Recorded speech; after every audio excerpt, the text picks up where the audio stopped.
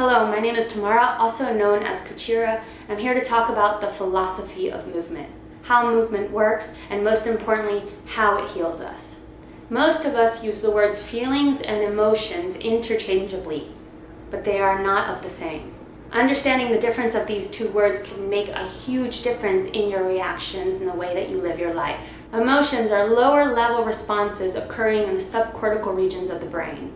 They create biochemical reactions, actually altering the state of our bodies. So for example, when the body understands fear, we sweat, our heart beats harder, we actually have physical reactions that are telling us fear, fear, fear. The body is so intelligent, it's always giving us cues. Unfortunately, in our society today, we're working mostly with the headspace, and we've been trained to kind of ignore these cues. You know, we learn to put them away, to stuff them down, to deny them, to not look at them or confront them. So imagine you're at dinner with your friend and she's telling you all about her life, super important things, and you're just on your cell phone, completely ignoring her, and she's right in front of your face. This is the same thing we're doing with our bodies day in and day out. We have these loving, super intelligent cocoons constantly speaking to us, and we're just complete denial, ignoring it. But what do we listen to? We go straight to the mind. This takes us to feeling.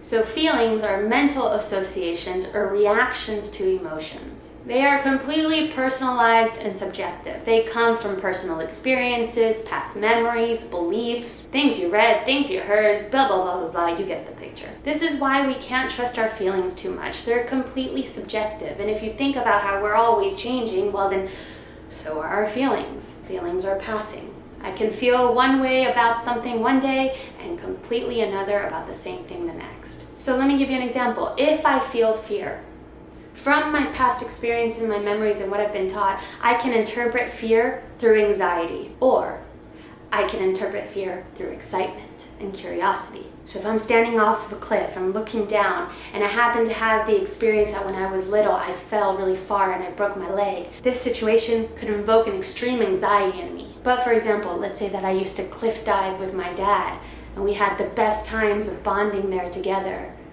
and it was full of love and memories, good memories. Then this action of looking down and getting ready to jump could be full of love, full of joy, and full of excitement. This is why it's so important to distinguish emotion and feeling. Once we understand the difference between emotion and feeling, we can, for one, start listening to the emotions and responding to them appropriately, and two, make better, more conscious, more aware decisions on our feelings. Maybe not take them as the end-all, be-all. Now we have to remember that we have feelings of the mind. So I'll remind you that emotions are of the body, feelings are of the mind. So we have feelings of the mind because they were a survival tool. But we're no longer living in the jungle being hunted down by wolves. We are living in a world full of opportunity, and the only thing standing in your way is you.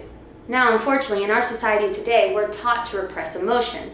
And when we take this very innate, primitive thing that our body does, and we don't allow it to do, it gets stuffed down and becomes very toxic. Now, this energy has to go somewhere, and so it usually transforms into something violent and begins to hurt you and work against you. It goes right up to the mind, and then those feelings come, the feelings of doubt, of shame, or blah, blah, blah, blah, blah, blah, blah, denial, you know the whole list. So what do we do when something gets stuck?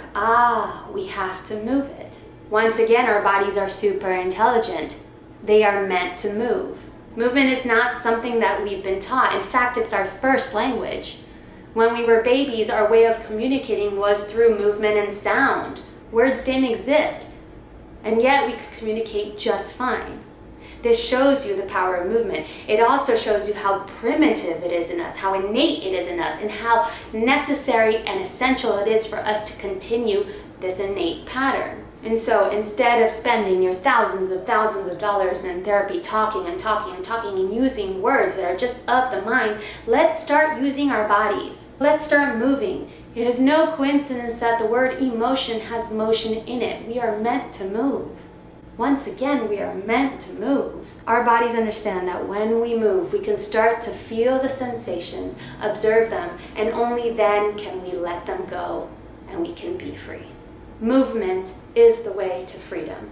I see it over and over and over again. People attend my workshops and they can't believe that in just 2 hours, they feel completely liberated from years and years of baggage. You want to free yourself? Just move. Movement play shops are happening all over the world. I make my rounds. If you go to movement.com and click on upcoming play shops, you will see the list, and it's constantly ongoing. I'm constantly adding. I also offer online classes and monthly challenges on my Patreon account. For more information, go to movement.com, spelled M-O-V without the E, M-E-A-N-T. You're meant to move. I'm Kuchira. One love.